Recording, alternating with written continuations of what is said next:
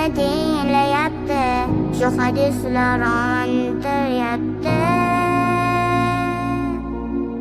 Hech bo'lmasa bir borgina tushlarimda ko'ra olmayman. Bo'lsa hamki mayli ancha, dunyolarga umonmayman.